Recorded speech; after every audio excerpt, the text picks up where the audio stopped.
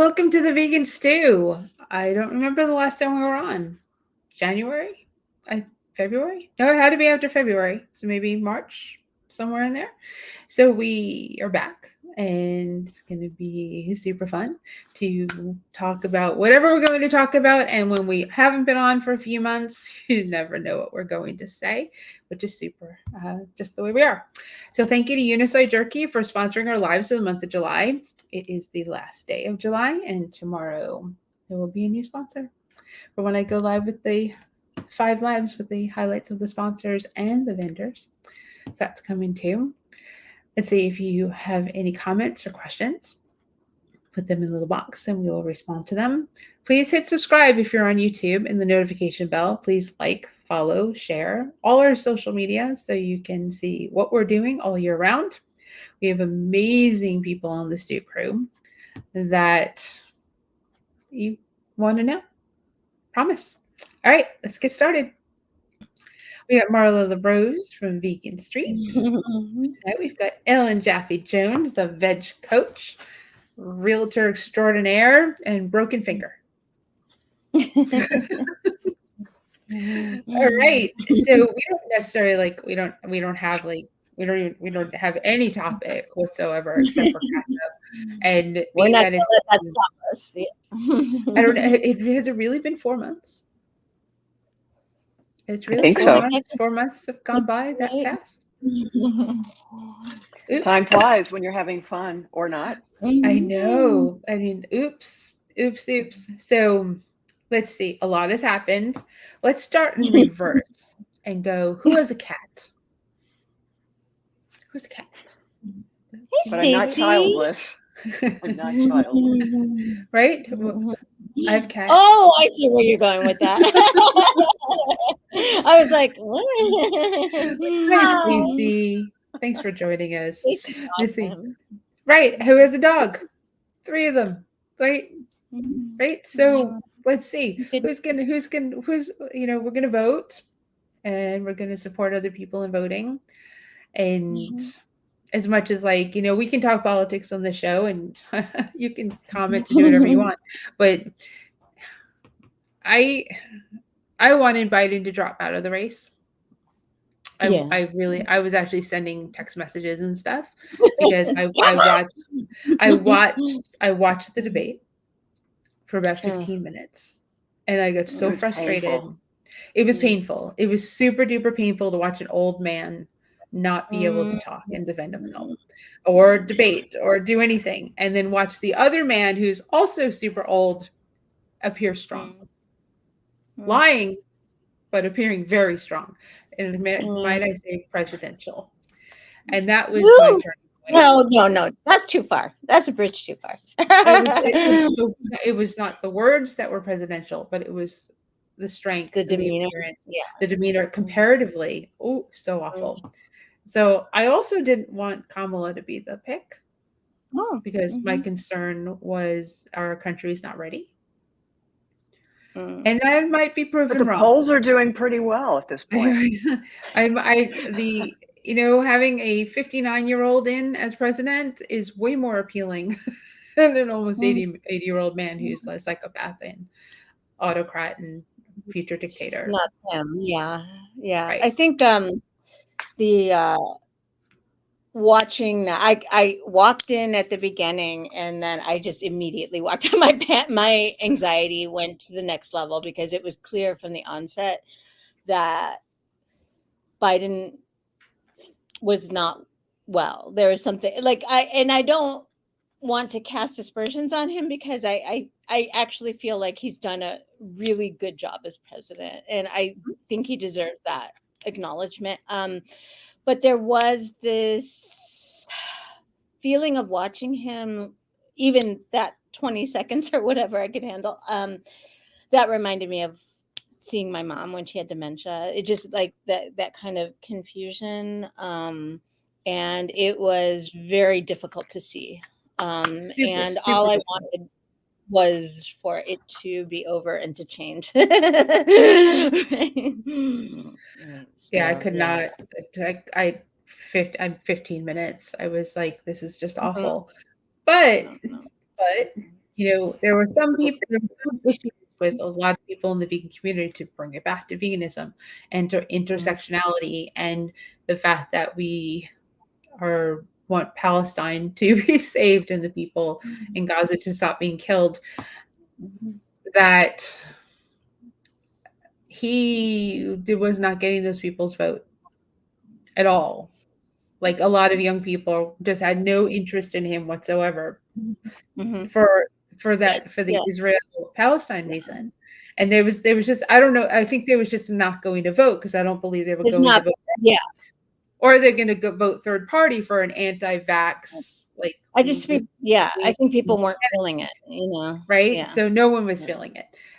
Yeah. Well, Kamala has done a much better job of saying, actually saying the words of, the killing of the people in Gaza is horrible.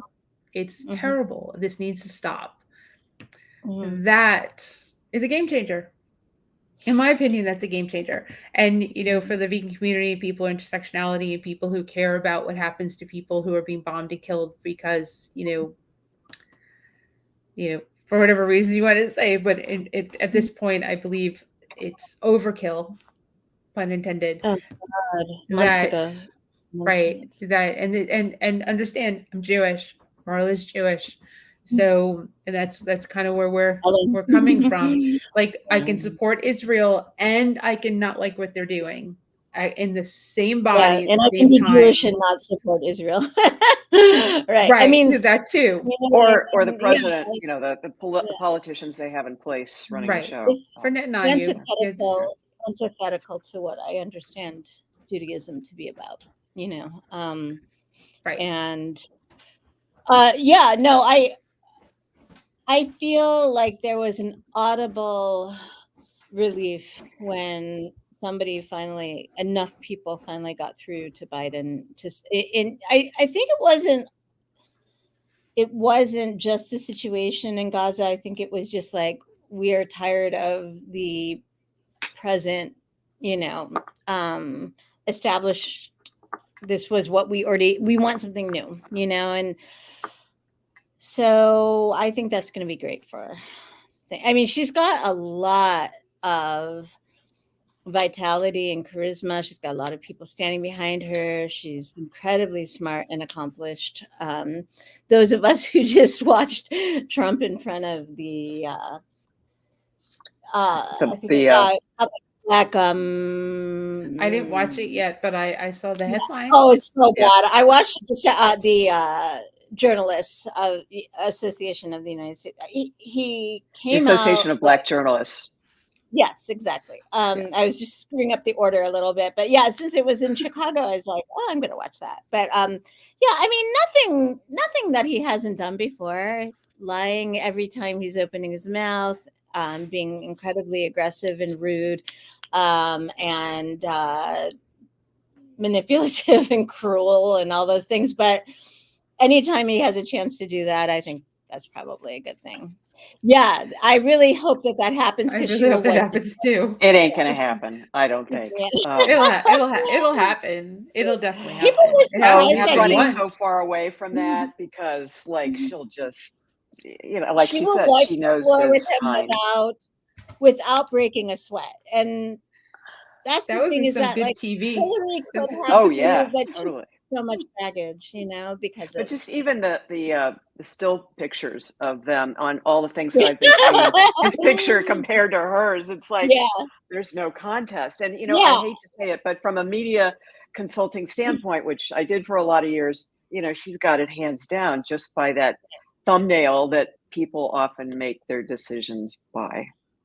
Yeah, I mean, she's everything he's not, in terms of and of course that inflames his base, and that he's not expanding it at all. I can't imagine he's reaching too many independents or whatever. I don't know. I mean, questioning her ethnicity, it didn't work for it's like he's Obama, never heard. And it's not going to work for her. Yeah, well, doing it in front of Black journalists, but then, have they never heard of the concept of being biracial?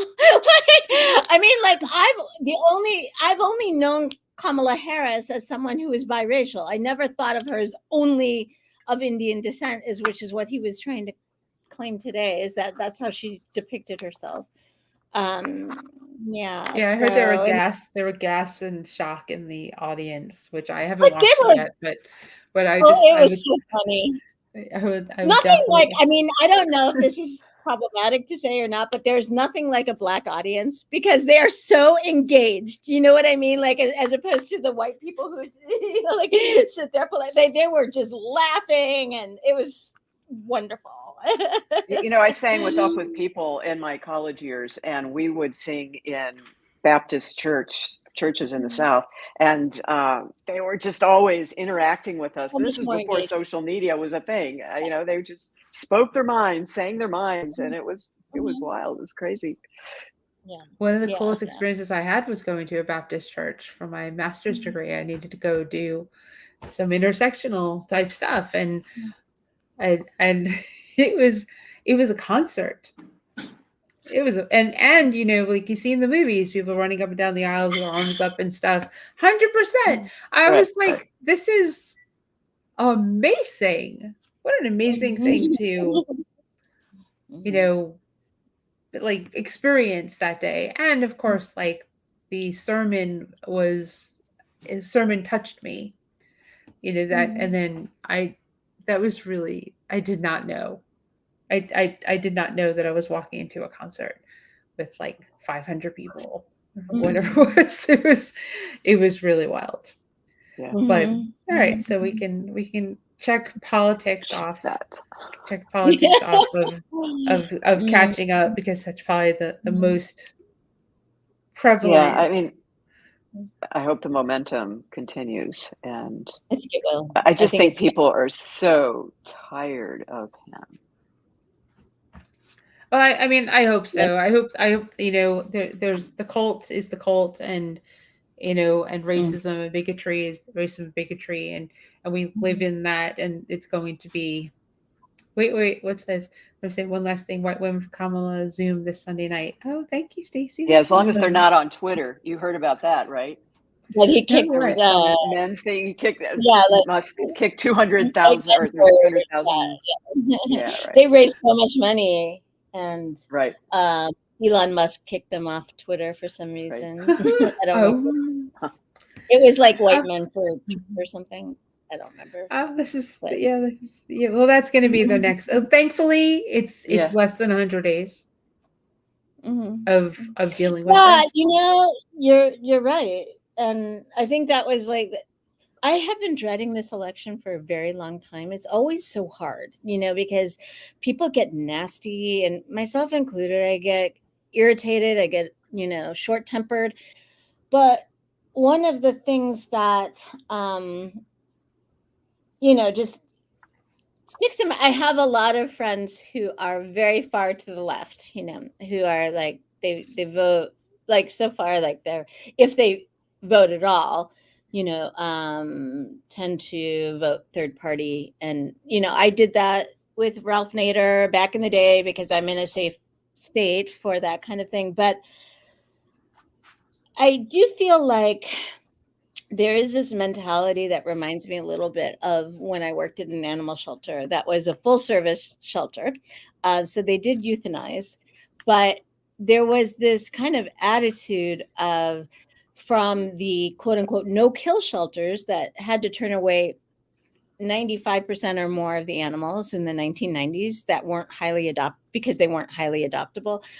There's this kind of attitude of, oh, no blood on my hands. I didn't do this, while they're pushing it onto, they can only work to, the only way that the no-kill shelters can function at their best is with full-service shelters that can offer every option and at least get them off the streets, And so I kind of feel like there's an analogy there with the people who vote third party and say, hey, no blood on my hands. I didn't vote for her.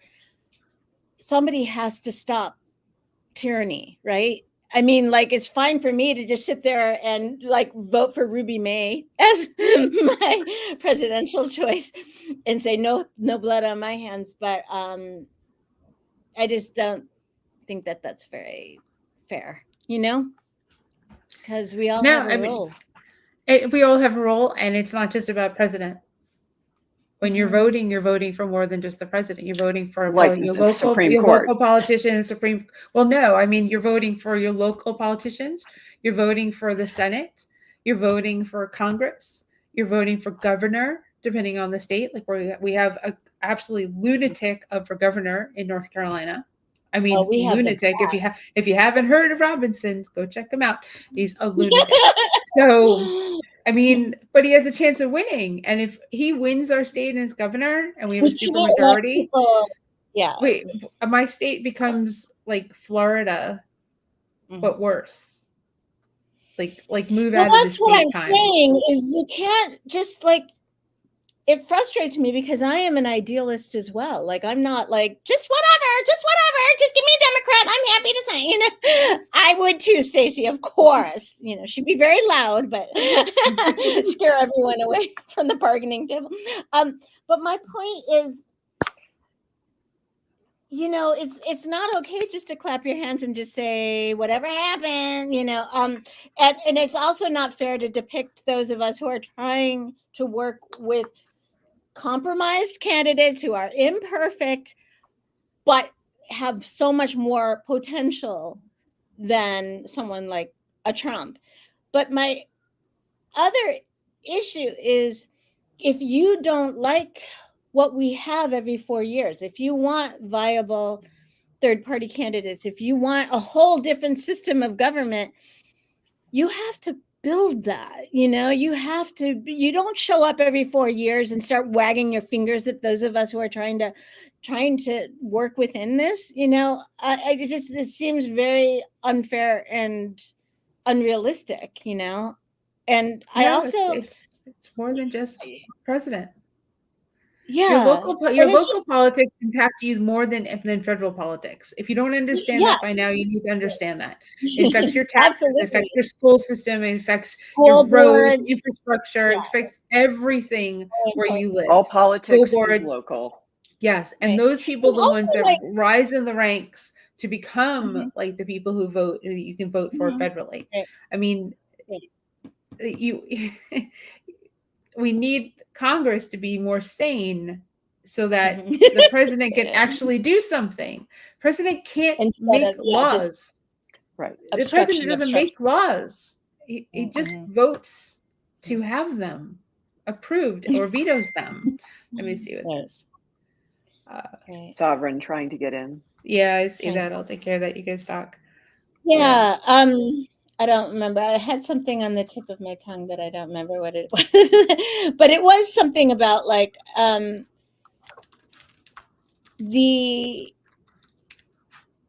it's not enough just to sit back and blame others for what we have. Like, I am fine actually working with the lesser evil, or whatever you want to call it. To me, there's like a huge gulf between someone like Kamala Harris and Donald Trump, and this false equivalency of putting them together is irritating and irrational, but yeah, I don't know.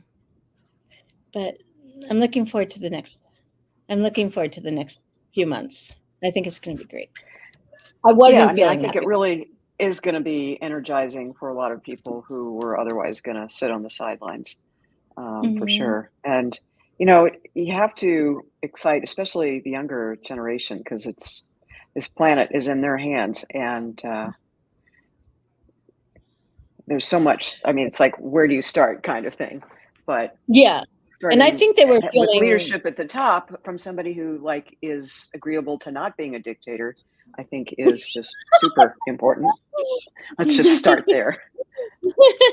You've got such high standards, Ellen.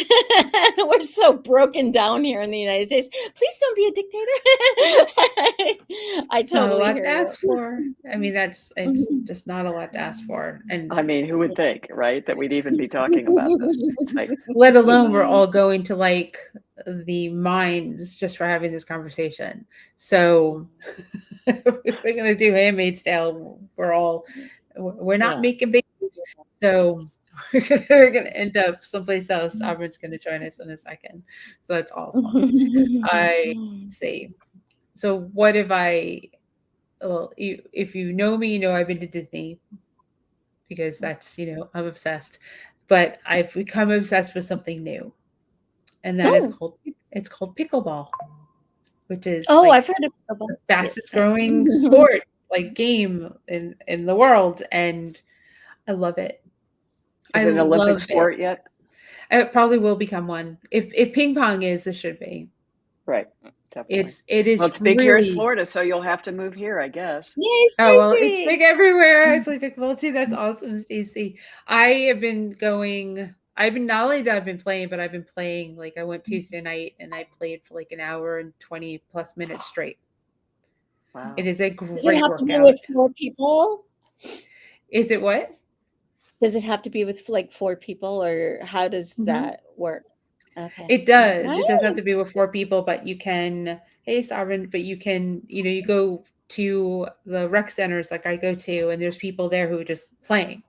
I mean, and you just play with all different, you just play with all, you get to meet new people. It's 2000, we had an indoor club that's had it since 2000. I know I'm super late to this pickleball game. I'm very aware. It's never too late.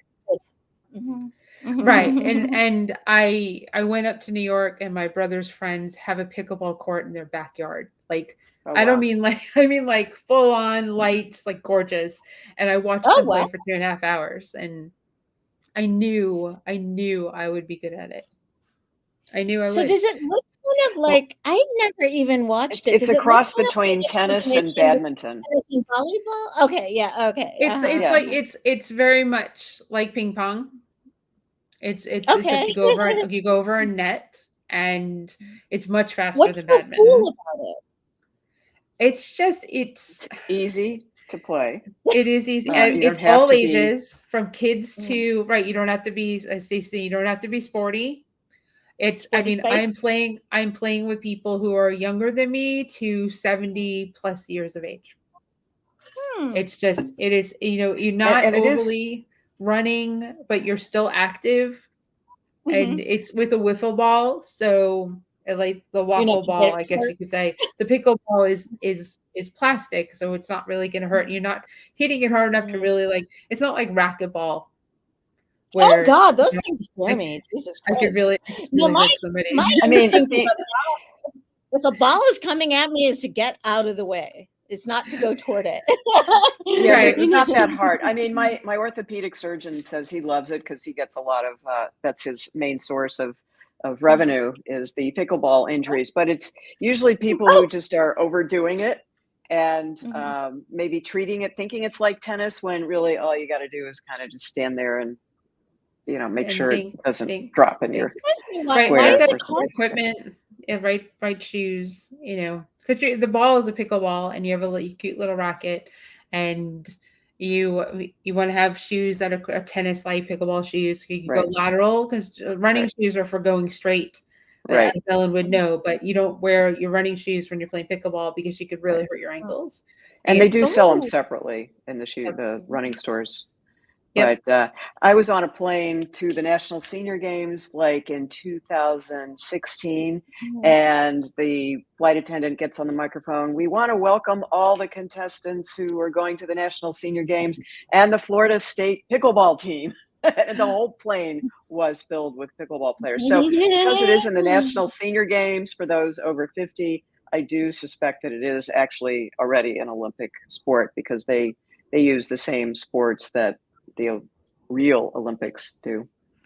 Oh, that's so Speaking of which, have you been watching gymnastics? I had 3 daughters who did gymnastics, and I used to get sweaty palms when they would do cartwheels on the balance beam, because as a kid, I could hardly get up on the balance beam. And to see what these women are doing with their bodies is just, and the men, it's really great respect for the human body, for sure. I know, especially like comparing it to like watching it when I was a kid, and like seeing where they are now, and like the extra passes that they're doing on the floor, because it used to be like 2 or 3, and now it's 4, and it's less artistry. than it was when I was younger. But Right. I mean, you see the height that someone more got athletic. in one of her passes. Yeah, John was saying it was like 11 feet up or something. It was. I watched the whole like, final for the women's all around for the team all around. It was just amazing. And they killed it. I mean, they really killed it. It was very, I'm not very patriotic. It just isn't who I am, but I was very proud, to like watch them. I know how hard it is to like work for something and then watch it all come together, especially when last time she had to pull out because she was injured. And it's not, the team isn't just her, because they were all amazing. They all had their special. And they've really been focusing on the mental health too. That's why she stopped competing previously, and to kind of recognize that you have to deal with that. It is mind over matter sometimes, and you have to kind of confront those demons. Right. Exactly. And the anger at the people who were protecting that predator in the gymnastics world, Yeah. Yes. If only there weren't predators everywhere you turn, and you can't really know who they are because they're super good at hiding it. I was just watching a show. Yeah, I was just watching a show. That's cool. That was, talking about a husband that had all this child pornography, and it's like super weird. Let me see. I'm going to start training now so I can win some gold medals. These are kids when I turn 50. That's awesome, Stacey. That's fantastic. Well, you go. Just drifting off. Yes. You're so funny. You're like, I was watching this show about this wife whose husband had all this pornography. I know. I was like, it's just like bad people. You just don't know who they are, That's and true. You just, that's the scary part about humans. Yeah, it's disgusting. So scary part about humans. Sovereign, what's been going on? Unmute and talk to us. Hello. Hello. Hey. Hi. Just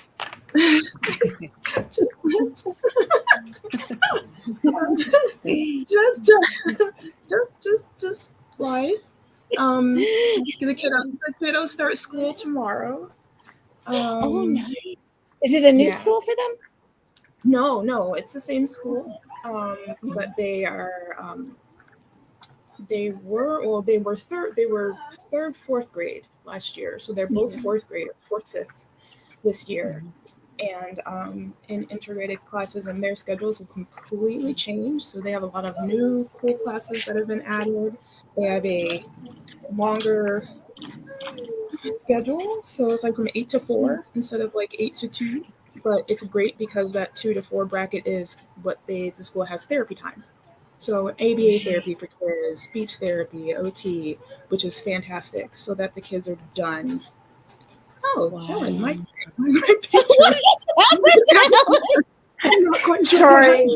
Oh, I am so sorry. Why are you copying Sovereign? I don't know. My avatar popped up. I just stopped the video and it popped up because I gotta go potty. So you guys carry on and Sovereign.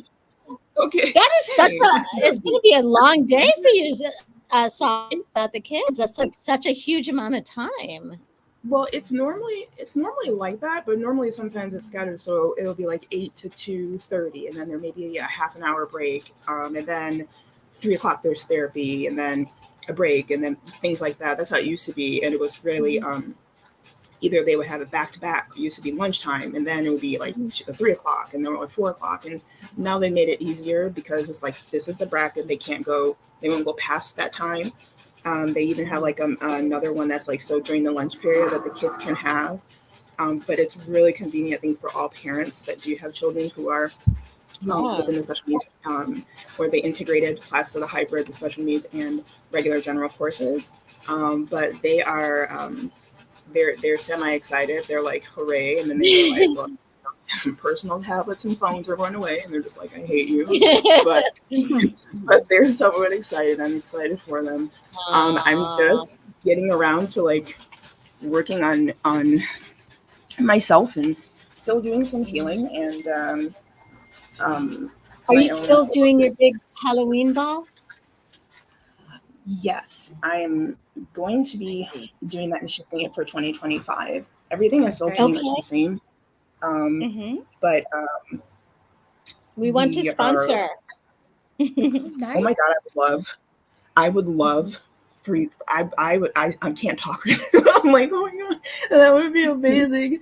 I have to get right back on the ball because, but I'm pun. I have to get back on the ball to get the ball rolling because much to my surprise, like in spite of everything that was happening that I was going through and things like that. And it's, I was getting a little nervous because I was like, well, it's getting so close to before everything transpired that I had to deal with personal wise. I was like, well, it's getting close. No tickets are being sold yet. Should I leave this up? I really don't know. And then May popped up and there's like tickets sold. I'm like, well, wait. Oh God. Wow. Yeah. So I had to just let people know that I'm giving them a choice. I was talking to the rest of my team, and I think what will be cool is that anybody who is actually just pretty much they bought an advance ticket because everything is the same. The dates for next year, they will get an upper tier. So whatever level that they get the perks of the tier above them, because it will still cut, like the early bird will still cut, but it's been great to have the support for people who, the artist and everybody else on the team. It's going to be so great. I'm so excited. And then we'll do the middle of the summer. We're going to be doing New York, New Jersey, and in 25. In 25, and then March we're doing California. I can't give any details away. That one's kind of hush, and like really hush. But I'm keeping all of my, my wings crossed that this part for specifically for March really works out, because it would be amazing catapult for just the ball and getting it out there, because it has a lot to do with a lot of inclusivity and around this particular project. So I've been working on that. The boys are just been shooting up like crazy. They're 10 and 11 now, and wow, just trees. And besides, just that's been pretty much it. That I've been trying to slow down, working on self, doing a lot of medical things that I still have that I'm working on. A couple of surgeries coming up throughout the end of the year, but other than that, just trying to keep busy and trying to keep positive and and things like that. And been watching the Olympics, and our Peter Parker that was on the pommel horse, fantastic gymnast. I keep hearing about that. I need to look at that. I don't know. He's a beautiful thing. It blew everyone's minds. Yeah, he wasn't good enough to do all of everything. So because he couldn't make the team if he became an all-around gymnast, he focused on the pommel horse and became an expert at it, and specialized in it, and made the team just for that. And that's more typical. Really. Yeah, and he did the routine that made it so they won the bronze for the first time in like 19 years. Yeah, since 2008, and he has a disability. He has sight issues. So when he takes off his glasses, he's pretty much blind. They were showing how he trains. He feels the wood and feels the pommel horse. So everything is by touch. Wow. And it was just so beautiful to watch, just to see the diversity of the type this year. He's just the most sweetest little thing too. And I know, super cute. So cute. But yeah, that's very diverse team. Very diverse. Very diverse. Princess, stop. Puppy. Stop. All right, so I guess let's talk about something vegan, since we talked about nothing that even comes close to it, and it is the vegan stew. I have something interesting to talk about. Since everyone here is either an event organizer, has spoken at many events, is going to be an event organizer. Have you guys heard much about the what was it called? The one in Chicago, Vegandale. Right. Have you heard much? Right. Well, I saw your post, or somebody's post. Yeah, I had to post about it because they're so exploitative. I mean, I don't know them personally or anything like that, but John and Vegandale's been to Chicago, like, I don't know, 10 times maybe or something like that. And the last time we went was a few years ago. John doesn't like it. He thinks it's just like a cash grab and there's not much excitement around it. But every year that we went like 2 or 3 times. It just seemed like less and less of an interest in it. But anyway, this year there was it was just really the way they changed their model this year. They changed their model to you pay a fee and then they get a percentage of sales from the venue from the vendors. Right. And that made it so like some of the big vendors that used to travel with them will not sign up and be with them because they feel like it's a cash grab because of the percentage and the dollars amount that they want. And then the attendees needed to wear the wristbands. I hate this model. The attendees needed to like to get the card or whatever to buy stuff. They couldn't buy things directly from the vendors. So the money all went to Vegandale, and from my understanding, they haven't paid their vendors. Right. I mean, they may have at this point, but it was at least a few weeks. And many of the vendors are kind of, not rolling in the dough, if know, so they invested a lot. They need that money to sign up for the next event. Yeah. I mean, when we had Vegan Mania, people cashed out the same day. Like, it made for a long night, but that's what it was, and we certainly didn't take 33% in addition to a table fee. But the other thing is that there was table fee. Yeah. What's that? An expensive table fee. There was not access to the water that they claimed there would be. There was not hand washing stations outside of the bathrooms. Apparently, the wristband thing was such a nightmare because people weren't always aware of how much money was in their account, and so they would be standing in line for. It didn't make the line process any quicker. So people would be standing in line for like 45 minutes, an hour or more, get to the end of the line. They'd be like, sorry, you can't give, you don't have any money in your, then they'd have to get into a whole different line to add more money to their account.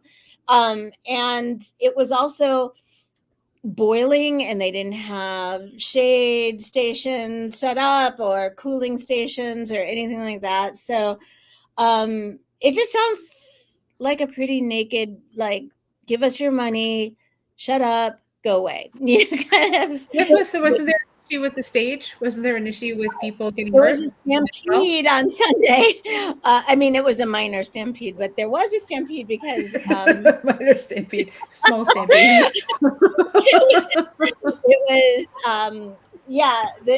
the stampede. Well, first of all, the talent on stage started like a couple of hours later. So first of all, Saturday was the boiling day.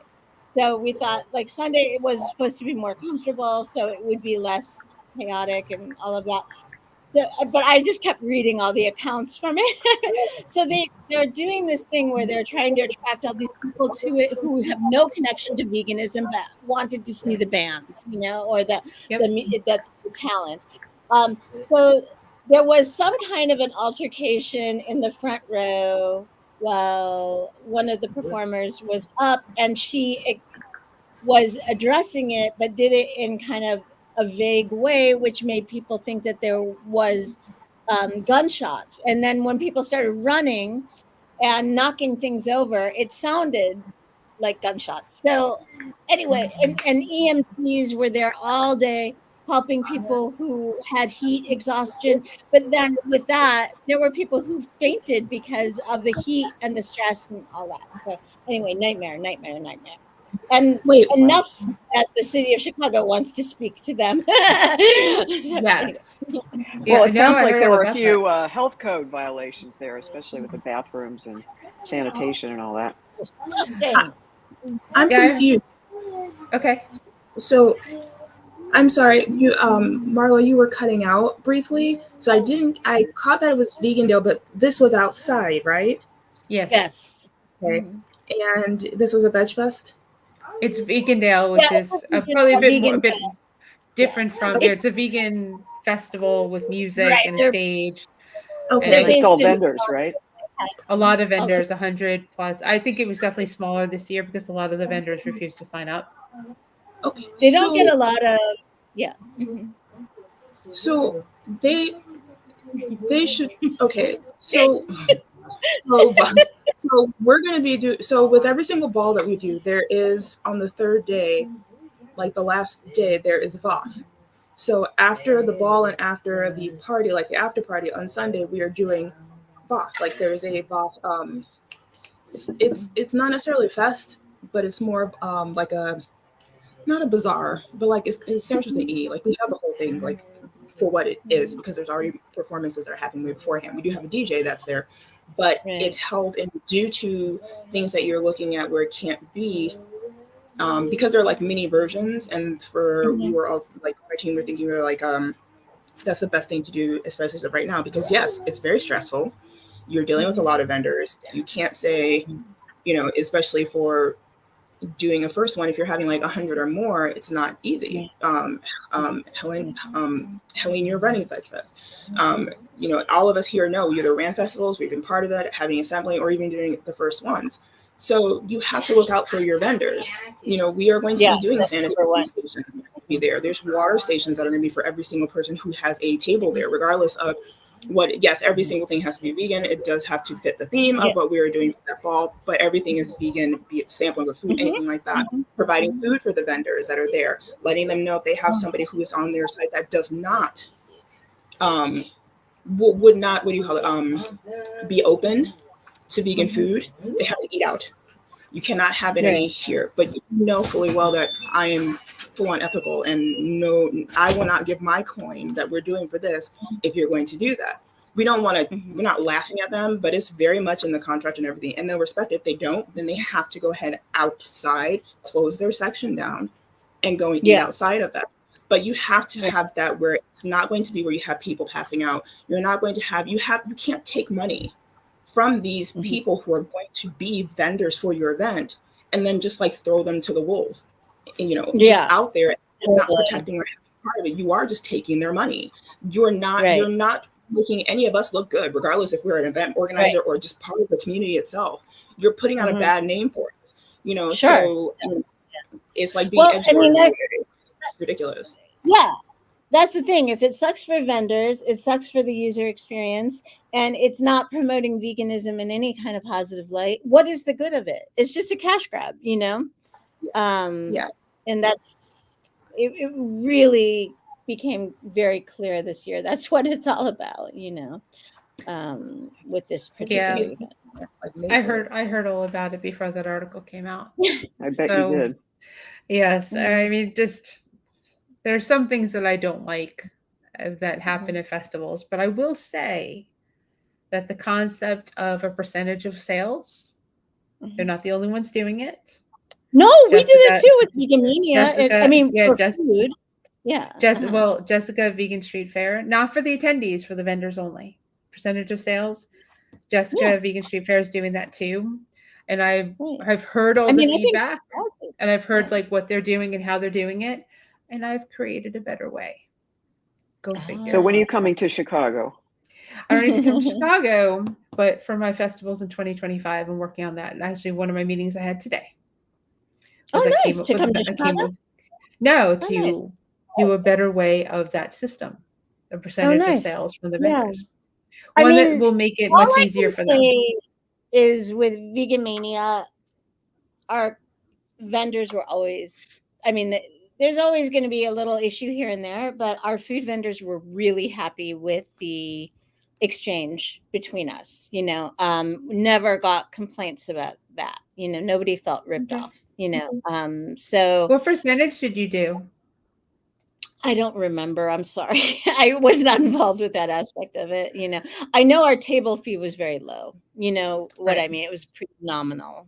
And I know that my publisher, Bob, wouldn't go to events unless, they would at least break even or try to. Yeah. We only took from that they did fine. Food. That's Is Bob going to Naperville? Do you know? Or the I Veg have no Fest? idea. I haven't heard anything from them probably in over a year. Really? COVID pretty much shut everything down. They aren't, I mean, they haven't been doing cookbooks for a long time, publishing cookbooks. They came to my festival in Atlanta last year. Yeah. They came to Atlanta last year. I was supposed to go to Nashville this year, and they were going to that. I did actually take that back. I did hear from them. Nashville? What's in Nashville? There was a Veg Fest. I'm sorry, bluegrass. Yeah. Kentucky, Louisville. Yeah, that's a great event. That was Jenny Brown from formerly of Woodstock. Yeah. Mm-hmm. I heard it was great. That's a great event. It's a great event every year. Highly recommend if someone's going to go to Louisville. I wish I could. Wish I can get to all these. I really want to attend them and not just do them. Even though so in other breaking vegan news, I did finally place in my 300th, now at 303, 5K or longer race for my age group. We had a big celebration locally, and just never really thought I'd get there, but of course, how can the problem is, well, because it's getting much more expensive. I mean, $50 just to run a little 3-mile 5K race, and that doesn't even include the other expenses. Right, that medal, you can't sell those medals for cash. Melt them down. The main thing that the race directors tell me that they're paying for is security, and with police, and then making sure the route is safe.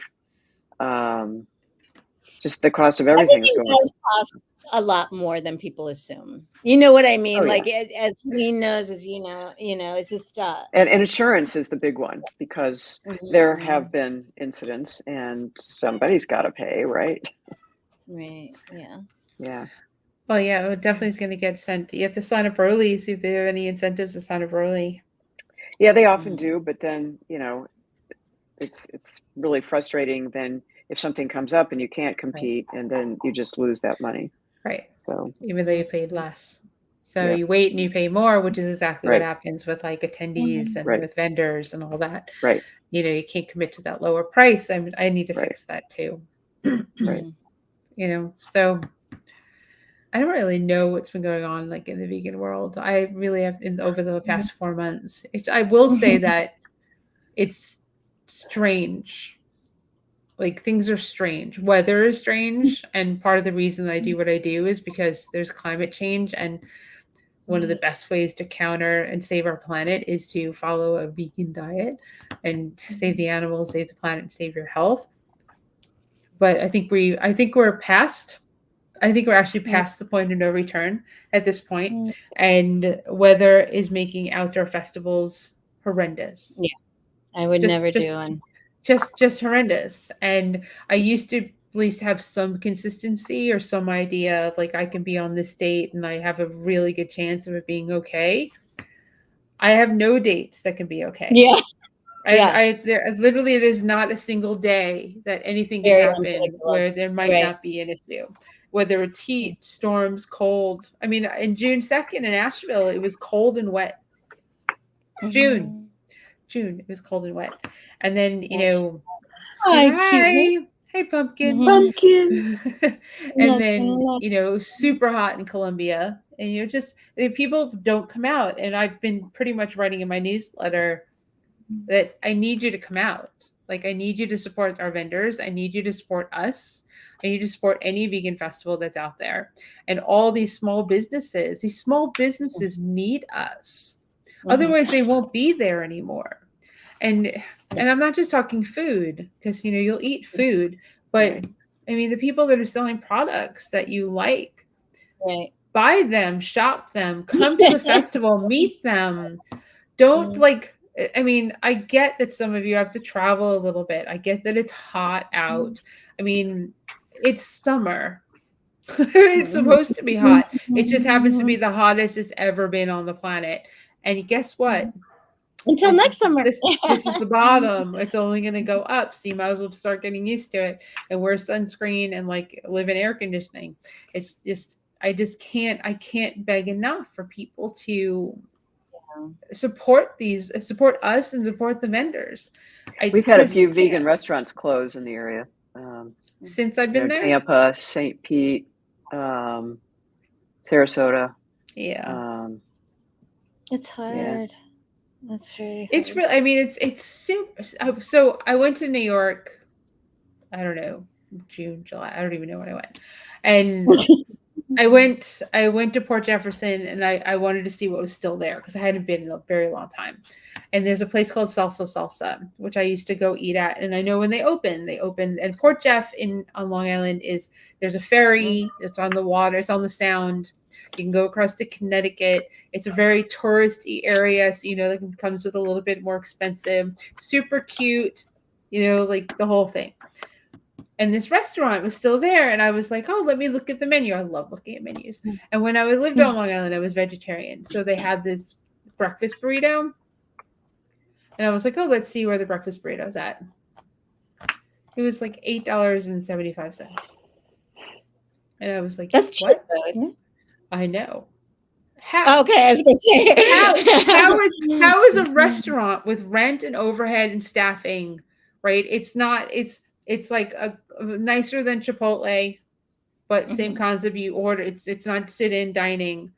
Right, you just kind of pick out the thing. It's under $9 for, and it's huge, and it comes with chips and salsa. So it comes with a side for under $9. And yeah. And it's Long Island, which is one of the most expensive places to live on the planet. So at least in this country. I don't know why. I actually think about writing to them and ask how are you able to keep your prices so low when that burrito in Raleigh, Durham would be at least $15? I know. I just thought a new place just opened near us that I probably won't go to because it's not vegan or vegetarian even. But it's like a new Thai place, and it's good to have, options and stuff. I was just looking at the menus, like $16.95. It's just some little, it's not anything that looks exciting. But it does feel like 5 years ago, maybe, if you went to your average Thai restaurant, the prices for us would top out at like $9.95. You know what I mean? I just feel like it's gone so up. And I know that it's not just them jacking up the prices just to be like, right. But, it's the price of food. Yeah. But then how can they sell the burrito with the tortilla, the cheese, the eggs, the salsa, the lettuce, the beans that all go into it for under $9? Right. And it's not like everything else on the menu was like super expensive, but how can they do that in a touristy area where I know the rent can't be cheap? And they've been there for a number of years. So maybe what I'm thinking is that on Long Island, for some reason, the landlords aren't greedy. Yeah. Mm-hmm. And they're charging a reasonable amount to rent these places out, because I think if you charge too much, like is happening all over, there's no one to fill that void. Mm-hmm. And you can gouge your tenants and then end up with an empty space, or you can give them reasonable rent and help them survive and have your space filled. Yeah. Because there are not tons of businesses looking to get into a business that's super hard and everyone's closing. And I'm not just talking vegan, I'm talking about a non-vegan restaurant. And I just, I'm still stuck on that. And I mean, I think about our food trucks whose prices are like super expensive. And, the cost, you can buy something in a food truck that's like $30. And I'm just like, oh my God. I know that price can come down. And I kind of believe that you can do a quantity number. And I actually want to talk to one of my food truck vendors more in detail and go into their numbers a little bit deeper to see if it's possible. Right. If you lowered your price, Ellen, you're really loud. Sorry. If you lower your price, then you can sell more. Yeah. And when you sell more, you make money. And I'm not saying lower your price where it's stupid. Got you. But lower your price where you can make money. Yeah. I'm getting stuff every day because I know it's just not as much as it doesn't need to be as high as it is, even like a few dollars down. I'm always happy to tip, but I'm not happy to tip if somebody's just like the other day, a few months ago, I was ordering a cake online for a birthday, and the person on the phone just asked, would you like to leave a tip? It's like, you just took my order. I'm not doing that. There was already a $90 cake, because like vegan, gluten-free, all the stuff, I'm just like, for you writing down what over the phone. Well, actually, I don't think the tip was for her. I think the tip was for the people making the cake. There For was everybody both. there. There was both. I gave a tip for the baker and the baker's assistant and stuff like that. And then the person and it's just like, come on, it's enough. It's enough. I mean, I think that establishments need to pay their workers better. That's what it comes down to. Not everything should be offloaded onto us, No, but when you pay people more money, then cost of food and whatever you're buying is higher. So you're going to see it. I mean, I just don't believe that the employees should have to hustle to do that. No, I'm all for giving good tips. I'm just saying, like, if somebody, all she did was take my order over the phone. Right. There's no tip there. That doesn't seem fair. No, I guess, if she gets it right. When I pick up, what's that? You get the cake and it says, Happy Boy Day, Marta. I give tips when I pick up food. I give tips for delivery. I give tips eating in. There are certain times when it feels a little ridiculous and redundant, like. Anyway. Yeah, no, I hear you. You're not saying don't tip. You're saying tip, but tip with Be reason. reasonable, right. It's hard because tipping has just become a way to help people survive. It's really what's happened. It's to help people survive, and if give it if you can, and it's for people who literally have taken your order. Mm-hmm. And like put it in correctly. Well, I'm pretty sure it's not always easy. I mean, we had a. I'm not trying. By the way, I'm not trying to dismiss this person's work or their job or say that they should be poor. I'm just saying. No, you just don't want to tip someone for writing something down. Yeah. Anyway, we've been waiting 8 months for a new front door, and it finally came today, and it was an inch too big. No. No. So the guy had to put the old door back. And oh my! I mean, you must be so the state of things, and that this is how I broke my finger as I slammed it in that door, and he was saying to us, well, when this house was built, which was like, I don't know, 30 years ago, they got away with stuff back then that wouldn't fly now. Like the door is not a standard size, and it backs up to blocks, so there's no wiggle room there. Anyway, I digress, but it's hard to find good help, and it is very difficult for people to find good help. It is true, and they blame COVID for the reason that people don't want to work. But guess what? We are 4 years removed from COVID, and people are still not signing up for jobs. People want to be valued. No, people are working. It's just they don't. Nobody wants to be treated like shit. I mean, what a shocking revelation, Yeah, no, that's true. That's 100% true. All right, my friends. It's been an hour. I don't even know what else to talk about. Does anyone else have anything to talk about? I'm definitely hungry. I have not eaten dinner, and I'm an hour later than you. So, anybody else? It's not a competition, Helene. No, I'm just an hour later than you. And I tip someone who does that cake thing. No kidding. What's that? What'd you say? I said I don't tip that person who took the order. No, I'm kidding. I know that the takeaway from this is Marla said don't tip people, which is mental. All the shade. This was missed. This is what I want. All the shade. All the shade. I missed it. Vegan street meme coming your way soon. I did not say that, Sovereign. If I'm paying $90 for a cake, I'm already tipping. You mind zero? I love you. I totally know. I totally know what you're talking about. It's okay. It's okay. Marla's gonna explode. Marla's exploding. I am happy to pay more if that means that say $90, the server is making living $90. wage. So $90. how many slices did you get out of it? A lot. 2. I'm not complaining about that. I'm playing with that. If that means Was it a big cake? How big was the cake?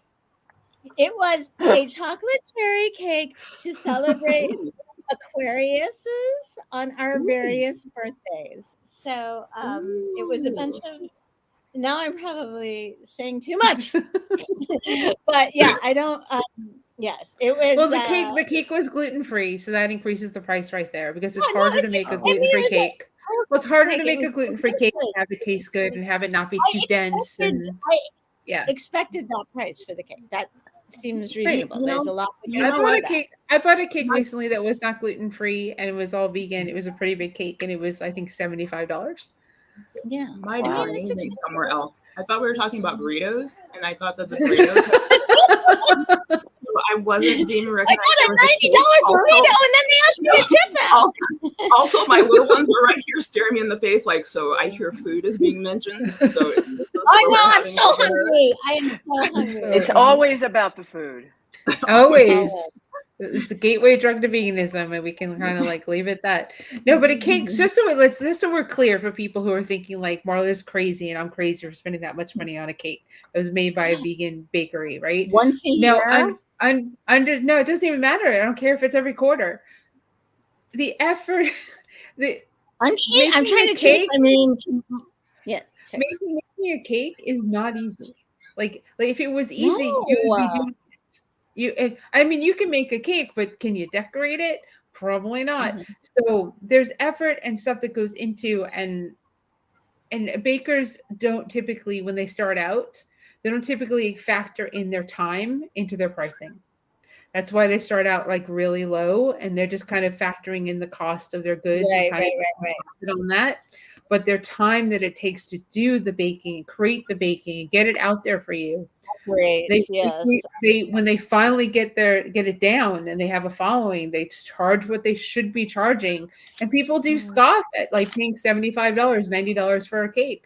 Meanwhile, you have no idea. Make it yourself. Well, if you're gonna come, I mean, yes, exactly, yeah. I mean, and what it tastes like, you just mess with your baking soda for $5, and that's fine. Right. You can make you can definitely make a box cake. That's like let's put some like 7-Up in that box cake, and you're pretty good to go. Speaking of cake, Ellen's got a cake in her like $1.50 per serving. Chocolate surprise cake, and then there's a carrot cake in here that I always make for my kids' birthdays. Vegans on call me next time. I'll do it for $4 a day. 50, and then I'll ship it for $100. I'll bring it myself. Then you got to factor in the tip. That and getting there in one piece. Imagine like Ellen carrying a cake from Florida to Chicago. Like being like, I gotta balance this. You have to hold it on the flight and then hope there's no turbulence. All right. Was the cake good? Yeah, was it good? Was it a good cake? Like, I want to know. Was it a good cake? Which one? It tastes the $90 cake. Yeah. Yeah. How did it taste? The $90 cake was awesome. It was fantastic. Well, then it was worth it. It was worth every penny. Yes. And you probably ate it for a few days because there's only 3 of you. Yeah, I mean, there were leftovers. We had a party. It was a celebration, and it was worth it. That was my budget for the party. See, and that was a private bakery. I know we have to remember. Was it a private company? Yeah, like a private. I mean, she has a storefront. Yeah, a storefront. So yeah, like even like what is it? So like the kids' birthdays that passed and stuff, like getting even a cake that is not baked. Getting a cake. Yeah, I bake. I do that. It's been difficult this time. But it's been difficult to do that. But even cakes like from Whole Foods and what they're pricey. Even small little one that we got from the cake, really pricey. This little 8-inch thing. Because of course, yes, the ingredients are different. So there is that. Sometimes I think it's overpriced for even like in store. Bakery, it's completely different. But if you're like setting it in your budget and you're like, I'm treating myself and this is it, and you factored that in terms of like how much you're gonna spend for the cakes, you got a custom it from a storefront for $90. You can walk into some of these places, like you can go into a Whole Foods or something, or it's already pre-made. One place you can get it, it's like $30 for a small cake. I'm talking about like a saucer cake. And I was just like, and it wasn't even like handmade. It was just like ones. Right. And like, you can make something better than that for far less money. you know, and it will look better. I was asked to make a cake one time, and I was asked to make a cake only because I've made cake for industry and like collaborations. So going on that factor, I had to see what's my worth, but still trying to keep it reasonable. And the labor cost was a lot of it, really. And then any additional art detailing, that's like the most expensive part of the thing. And luckily it was just like a local, but yeah, I mean, it can be so, and gluten-free cakes are horrible. Gluten-free flours are the worst to work with. They're not easy. They're very hard. Yeah. Very hard. We had some gluten-free pasta last night. It was made out of rice and it said non-sticky. Such a lie. It's a lie. It's a lie. Such a lie. Chickpea pasta, the same thing. Lie. There's some really good. Like the Bio Nature pasta, the gluten-free pasta is delicious. That's not Bonza show on that. Doesn't stick, and that's fantastic. They're the chickpea one; they don't stick at all. I was real surprised. Which ones? Bonza. Mm-hmm. Speaking of, Bonza is a sponsor of Veg Fest Expo, so let's give them a little shout out. I didn't know. I'm just like, hey, I'm talking about because I buy their products. My kids are happy; they're eating protein and beans, whatever I can get in their system. And I can't segue. And you know what it is? Just so we're clear, the birthday cake or the cake with the celebration cake, whatever the fuck you're buying a cake for, is part of this. Is part of the celebration of whatever you're doing. So that you're like you budgeted for a $90 cake. Well, you budgeted to have a celebration. Yeah. Exactly. And I don't care if the rest of what we eat is like potato chips and like that was the deal. Is we just ate cake. And then you do this the rest of your life. For days. We ate cake for days. I mean cake is always going to be a splurge, and going in knowing what it's going to be, that's fine, Yeah, that cake that I got in May, like we went to the refuge and there was a potluck at the refuge and we celebrated Jeremy's birthday and like there's a lot of cake. So I was like, you're all eating cake. So, like this huge cake and not a single piece of this cake is coming home. So you're all going home. Yeah. Everyone's eating cake. It's it's from, just to plug, it was from Plant Cakes in Wake Forest. So, which is amazing. And you get a slice. And you get a slice. Right, exactly. It was pretty much what it was. And Fat Fairy Fitness, just so you know that we are paying attention to you and that you like Bonza and that you want a festival in Lexington. But oh look, Jeremy's actually watching. Look at that. It was his birthday cake. Awesome. Yeah, so so that's what cakes are for. You guys are so hungry. I have no cake. And you have no cake. You can go make a cake in a mug and it'll be done in 5 minutes. I don't have a microwave, but I will make a smoothie that tastes You can do it in the air fryer. You can make a mug cake in an air fryer. What sound was that? That sounded probably wrong. I'm like Gordon Ramsay. What? That's an air fryer. I would probably, knowing myself and not able to keep track of time, I would burn that thing like. Well, doesn't your air fryer have a timer? Okay. So it does. But I have. Well, no. Okay, so I have like you guys need to, I don't know if I told you I did something with my ear, so I can't hear out of my left ear. I can't hear Oh, sucks. fully. So Like, Sovereign's actually Sovereign's like this. yeah, So I we can see you. can hear like 100% out of my right ear. Right now, my left ear, because I had an accident that involved just say a toothpick and a seizure in the middle of it, and so I broke. So I can only hear like maybe like 80. I'm sorry, like maybe it sounds slightly muffled. Like if I were to turn the volume up right now, you guys sound real quiet, even though it may sound louder to anyone else around. And my computer's on full volume. The kids are also with their devices. Half the time I'm just like, this is so overwhelming because it's sensory, and I would miss alarms. Like in terms of like, it has to be a super loud noise, but even if I'm like, oh, I'm standing right there, you know, neurospiciness kicks in and I just get distracted like a squirrel, like with the dog's a squirrel. And it's just, I don't think lately I have to like meditate myself to listen to things like alarms, but I know myself and just getting distracted, that thing will probably like burn. I hope I didn't sound uppity. I was like, air fryer, what? Cake? Or no, Helene was showing off because her fancy air fryer has an alarm on it. Timer. My air fryer has a timer. I don't have it. I don't have one either, Ellen. I feel I don't have one either. We are in the same boat. So yeah, okay, Miss Fancy up there, Miss Helene with the timer air fryer, ma'am. Yeah, her face right now is like, I hate all of you.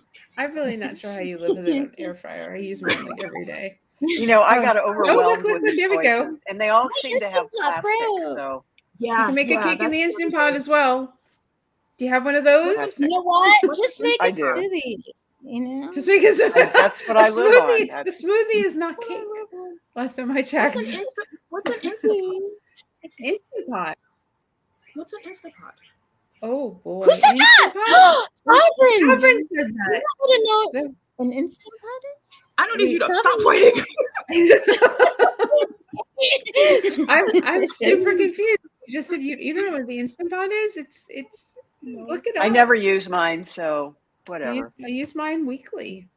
So Helene, I'm sorry, Ellen, when you drop off the cake, can you drop me off your It'll be old school, baked in an oven. You know, old school. I'll send you a tip, Marla. I'll ship one over to you. Okay. 20% tip. Marla's like $50. I'll take the order. I was seeing Instant Pots that were new in the box every 5 seconds at Goodwill, like until mine broke. Now I can't. I just like. What's that? I mean, I do use mine like every month or two. It's like a pressure cooker. It is a pressure cooker. And it does different functions. Yeah, you can make yogurt. I make my chickpeas in there. Perfect rice. Yeah. Perfect rice. Right. You can make your rice for sushi as well. And it makes Oh everything faster. Kind of like the air fryer makes everything faster. The Instant Pot makes everything faster. You can kind of dump it in there and leave it in there. Like, what's that? I just like to torture myself, I guess. Well, being that you actually like are a chef, I'm surprised that you don't have those things. Well, maybe because they enjoy the cooking process. I corrected myself. Yeah, totally. Thank you. I called that. Thanks, Marla, for correcting. I do. I like it. Cooking itself is therapeutic. Also, it allows me to paint. Does that make sense, brain-wise, when I'm cooking? No, that's great. It's just like if you need chickpeas made for your dish, you can make them like in 40 minutes, as opposed to like for hours on the stove. But Fat Fairy Princess is talking about plant-powered cafe in Vegas, the vegan drive-through. Yes, I know. I've been there. It's you have to have a car if you go to Las Vegas and want to eat there because it's out of it's not close to where the casinos are. But it was good. I wouldn't say I haven't gone back, and I've been to Vegas kind of a few times since. thing. Yeah. It was okay. I mean, but the fact of the matter is that you can get, it's an all vegan place where you can drive through and get like a vegan burger and fries and like a shake and all that. It's actually fun pretty cool. ones for like novelty's sake, right? Exactly. You guys, I have to eat dinner. We've moved from cake to fast food. Go eat. Okay. I'm getting. I will close out the show. This was wonderful. Thank you so much for indulging me when I said on Monday, let's do this. Okay, let me close this out. Here we go. Bye, Marla. Bye, Ellen. Bye, Sovereign. And thank you for joining us for a very lively conversation on the vegan stew. When will we be back? I don't know. It could be December, for all I know, because 4 months went by the snap of a finger. And here we are. Thank you to Unisoy Turkey for sponsoring our lives for the month of July. And thank you for joining us. And please support, follow, notification bell, whatever you have to do for all of our social media and YouTube. And we'd really appreciate that because you just never know when you'll see us or what we're doing. Have a great night. Thanks, everyone. Bye.